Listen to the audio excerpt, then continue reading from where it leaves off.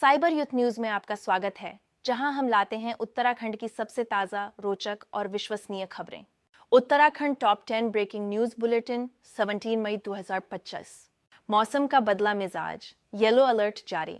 उत्तराखंड में मौसम ने करवट ली है।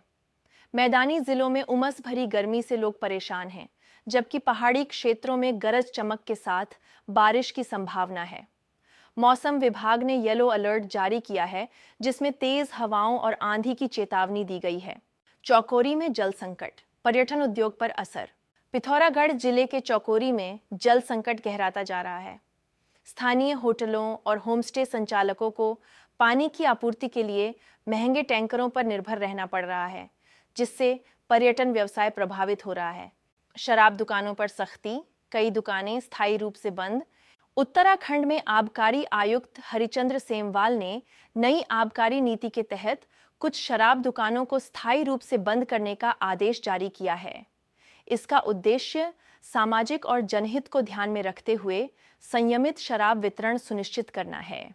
हरिद्वार में कॉलेज प्रोफेसर गिरफ्तार, छात्राओं से छेड़छाड़ का आरोप। हरिद्वार के एक सरकारी डिग्री कॉलेज के प्रोफेसर को मौखिक परीक्षा के दौरान छात्राओं से छेड़छाड़ के आरोप में गिरफ्तार किया गया है। पुलिस ने आरोपी के खिलाफ मामला दर्ज कर लिया है। चौकोरी में जल संकट, पर्यटन उद्योग पर असर।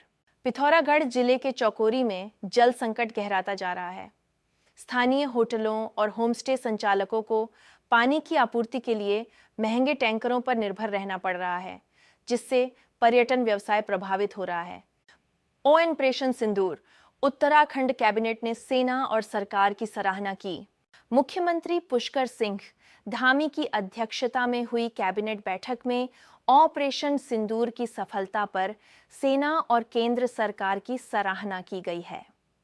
यह ऑपरेशन आतंकवाद के खिलाफ एक महत्वपूर्ण कदम माना जा रहा है।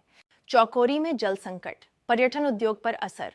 पिथौरागढ़ जिले के चौकोरी में जल संकट गहराता जा रहा है।